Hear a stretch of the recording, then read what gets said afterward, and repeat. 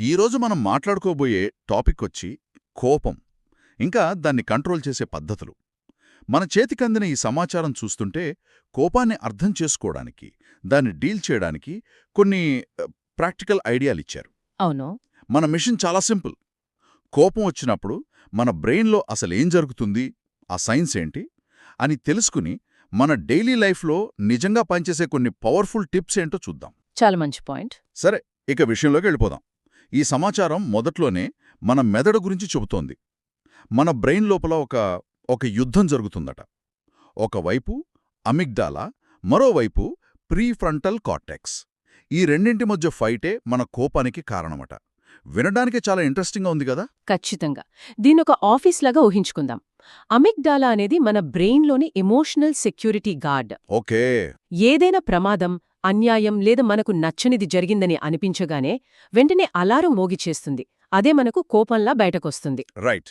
అయితే prefrontal cortex ఆ ఆఫీస్కి సీఈఓ లాంటిది. ఆలోచన, లాజిక్, మంచి చెడు నిర్ణయించేది అదే. సెక్యూరిటీ గార్డ్ అలారం మోగించగానే సీఈఓ వచ్చి ఓకే రిలాక్స్, నిజంగా అంత పెద్ద ప్రమాదం ఏమీ లేదు అని చెప్పి పరిస్థితిని కంట్రోల్ చెయ్యాలి. కోపం వచ్చినప్పుడు ఈ సెక్యూరిటీ గార్డ్కి సీఈఓకి మధ్య పెద్ద గొడవ జరుగుతుందన్నమాట. వావ్, ఆ అనాలజీ చాలా బావుంది. అంటే మన సీఈఓ అంటే ప్రీఫ్రంటల్ కార్టెక్స్ స్ట్రాంగ్గా ఉంటే ఈ సెక్యూరిటీ గార్డ్ అమిగ్డాలా చేసే హడావుడిని కంట్రోల్ చేయగలడనమాట. కరెక్ట్. సరే, మరి ఈ సీఈఓకి పవర్ ఇవ్వడానికి మన దగ్గరున్న మొదటి టూల్ ఏంటి? ఈ సోర్స్లో మొదటగా డీప్ బ్రీదింగ్ గురించి చెప్పారు. అవును, శ్వాస. 4 సెకండ్లు శ్వాస పీల్చుకుని 6 సెకండ్లు వదలడం. వినడానికి చాలా సింపుల్గా ఉంది, కానీ నిజంగా అంత కోపంలో ఉన్నప్పుడు ఆగు, ఇప్పుడు లెక్క పెట్టుకుంటూ శ్వాస తీసుకో అని మనకు గుర్తుంటుందా? అది వర్కౌట్ అవుతుందా? అదే అసలైన సవాలు. అందుకే దీని ప్రాక్టీస్ చేయాలి. అయితే దీని వెనుకున్న సైన్స్ అర్థం చేసుకుంటే దాని వాడాలనే మోటివేషన్ వస్తుంది. ఓ, మనం కావాలనే శ్వాసను నెమ్మది చేసినప్పుడు మన నాడీ వ్యవస్థలో పారాసింపథటిక్ సిస్టమ్ని యాక్టివేట్ చేస్తాం. దీన్నే రెస్ట్ అండ్ డైజెస్ట్ మోడ్ అంటారు. అలా చెయ్యగానే మన హార్ట్బీట్ తగ్గుతుంది, బ్లడ్ ప్రెషర్ నార్మల్ అవుతుంది, ఓకే. మొత్తం శరీరం రిలాక్స్ అవుతుంది. ఈ ఫిజికల్ సిగ్నల్ మన బ్రెయిన్లోని సెక్యూరిటీ గార్డ్కి హే, అంతా కూల్గా ఉంది, అలారం ఆపేయి అని చెబుతుంది. అప్పుడు మన సీఈఓకి ఆలోచించడానికి, కరెక్ట్ డెసిషన్ తీసుకోవడానికి టైం దొరుకుతుంది. అంటే మనం మన శరీరాన్ని హ్యాక్ చేస్తున్నాం అనమాట. అవును. మెదడుకి ఒక రకంగా తప్పుడు సిగ్నల్ పంపిస్తున్నాం. అంతా కూల్గా ఉంది, రిలాక్స్ అవ్వు అని శరీరం ద్వారా మెడలకి చెబుతున్నాం, అంతేనా? ఎగ్జాక్ట్లీ. శరీరాన్ని హ్యాక్ చేయటమే. మరీ టైమౌట్ టెక్నిక్ కూడా ఇలాంటిదేనా?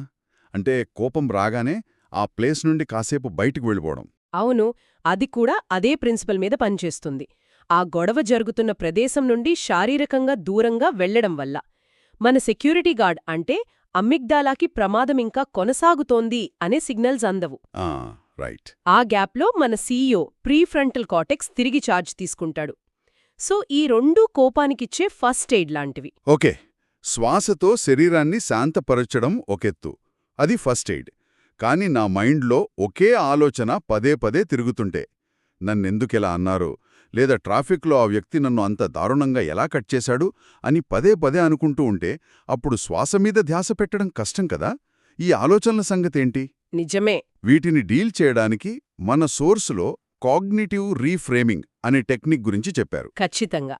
ఇక్కడ అసలు మాజిక్ ఏంటంటే మన కోపానికి కారణం బయట జరిగిన సంఘటన కాదు, ఆ సంఘటన గురించి మన మైండ్లో మనం చెప్పుకునే కథ. ఏదైనా ఎమర్జెన్సీ ఉందేమో, హాస్పిటల్కి వెళ్తున్నాడేమో అని అనుకోవడం ఇంకో కథ. రెండో కథ మనల్ని అంత కోపానికి గురిచెయ్యదు. నిజమే. ఈ విషయం 5 ఏళ్ల తర్వాత కూడా ఇంతే ముఖ్యంగా ఉంటుందా అని మనల్ని మనం ప్రశ్నించుకోవడం కూడా ఆ కథని మార్చడమే. ఆ కథని మార్చడమనే ఐడియా చాలా పవర్ఫుల్గా ఉంది. ఈ సమాచారంలో జర్నలింగ్ అంటే మన ఫీలింగ్స్ని ఒక పేపర్పై రాయడం గురించి కూడా చెప్పారు. ఇది కూడా ఈ కథని మార్చడానికి హెల్ప్ చేస్తుందా? నిజం చెప్పాలంటే నా కోపం గురించి రాస్తుంటే ఆ పేపర్నే చింపేయాలనిపిస్తుందేమో. ఫర్వాలేదు, చింపేసినా ఫర్వాలేదు. ముఖ్యమైనది దాన్ని బయటకు తీసుకురావడం, మీ లోపలున్న ఆ గందరగోళాన్ని కాగితం మీదకు మార్చడం. ఒకసారి రాశాక ఆ ఫీలింగ్స్ మన లోపల కాకుండా మన ముందొక వస్తువులా కనిపిస్తాయి. అప్పుడు వాటిపై మనకొక కంట్రోల్ వస్తుంది. ఓకే. ఆ తర్వాత దాన్ని ఏం చేసినా మీ ఇష్టం. అసలు పాయింట్, ఆ భావోద్వేగానికి ఒక రూపం ఇవ్వడం. ఈ కాగ్నిటివ్ టెక్నిక్స్ అన్నీ మన బ్రెయిన్ సీఈఓకి కొత్త ఆలోచన విధానాలను నేర్పించడం లాంటివి అన్నమాట. దాంతో సెక్యూరిటీ గార్డ్ అనవసరంగా అలారం మోగించినప్పుడు ఎలా డీల్ చేయాలో అతనికి బాగా తెలుస్తుంది. సరే, బ్రీదింగ్ లాంటి ఎమర్జెన్సీ బ్రేక్స్, ఆలోచనలను మార్చే రీఫ్రేమింగ్ లాంటి లాంగ్ టర్మ్ స్ట్రాటజీస్ చూశాం. ఇప్పుడు మళ్ళీ శరీరం విషయానికొద్దాం. మన సోర్స్లో ప్రోగ్రెసివ్ మసిల్ రిలాక్సేషన్, ఎక్సర్సైజ్ లాంటి వాటి గురించి కూడా ప్రస్తావించారు. అంటే కోపం అనేది కేవలం మనసుకే పరిమితం కాదనమాట, అది మన శరీరంలో కూడా నిల్వ ఉంటుందా? ఖచ్చితంగా. మనసు, శరీరం వేరు కాదు, రెండూ ఒకటే. కోపం వచ్చినప్పుడు మన శరీరం ఫైట్ ఆర్ ఫ్లైట్ మోడ్లోకి వెళుతుంది. అంటే యుద్ధానికి లేదా పారిపోవడానికి సిద్ధమవుతుంది. కార్టిసాల్, అడ్రెనలిన్ లాంటి స్ట్రెస్ హార్మోన్స్ బాడీలో నిండిపోతాయి. కండరాలు బిగుసుకుంటాయి, గుండె వేగంగా కొట్టుకుంటుంది. ఓకే, వ్యాయామం చేయడం వల్ల ఈ స్ట్రెస్ హార్మోన్స్ని మనం వాడేస్తాం. వాటి స్థానంలో ఎండార్ఫిన్లు అనే ఫీల్ గుడ్ హార్మోన్లు విడుదలవుతాయి. అందుకే వర్కౌట్ తర్వాత మనసు ప్రశాంతంగా అనిపిస్తుంది. అంతే. మరి ప్రోగ్రెసివ్ మజిల్ రిలాక్సేషన్ సంగతేంటి? అంటే చేతులు, కాళ్ల కండరాలను గట్టిగా బిగించి తర్వాత వదలడం. ఇదెలా పనిచేస్తుంది? ఇది కూడా శరీరాన్ని హ్యాక్ చేయడమే. మనం కావాలని కండరాలను రిలాక్స్ చేసినప్పుడు మెదడుకు ఒక డైరెక్ట్ మెసేజ్ వెళ్తుంది.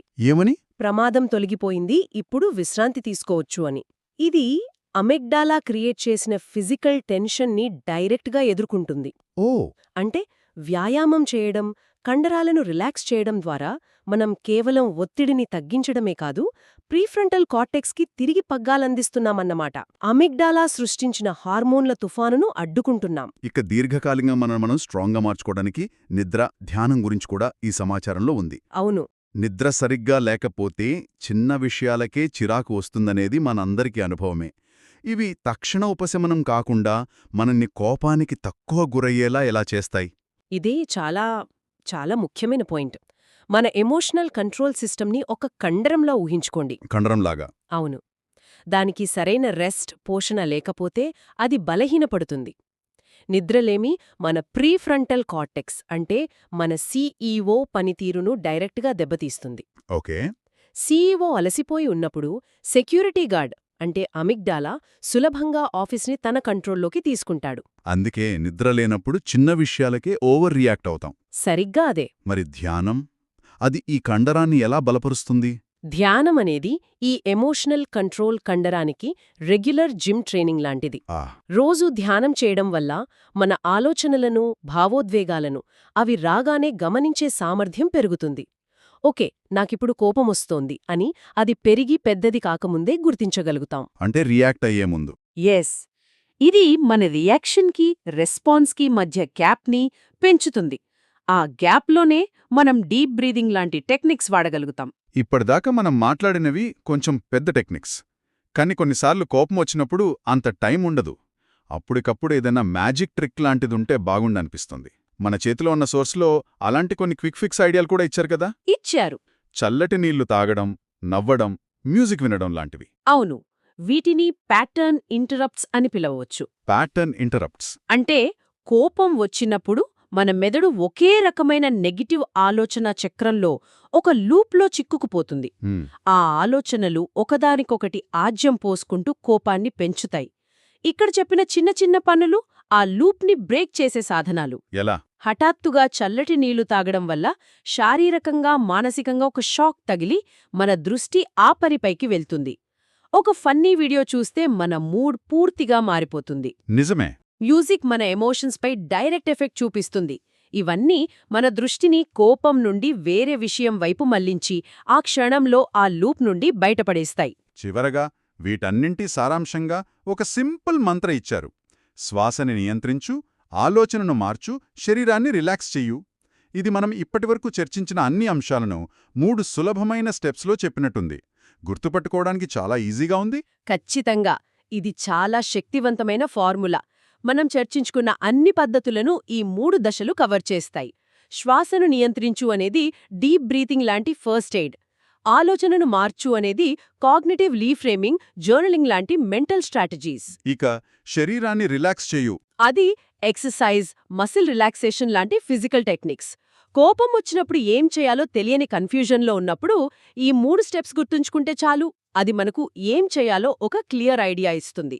కాబట్టి ఈ మొత్తం విశ్లేషణ నుండి మనం నేర్చుకోవాల్సిందేమిటంటే కోపాన్ని కంట్రోల్ చేయడం అంటే దాన్ని అణిచివేయడం కాదు. కాదు, అస్సలు కాదు. కోపం అనేది ఒక నార్మల్ ఎమోషన్. అది వస్తుందని గుర్తించి దాన్ని హెల్దీగా మేనేజ్ చేయడానికి మన దగ్గర సరైన టూల్స్ ఉండడమే ముఖ్యం. మన బ్రెయిన్లోని సీఈఓకి ట్రైనింగ్ ఇచ్చి సెక్యూరిటీ గార్డ్ని ఎలా హ్యాండిల్ చేయాలో నేర్పించడం లాంటిదన్నమాట. ఇక్కడ నేను చెప్పాలనుకుంటున్న ముఖ్యమైన విషయం నిలకడ, అంటే కన్సిస్టెన్సీ. ఈ పద్ధతుల గురించి కేవలం తెలుసుకుంటే సరిపోదు.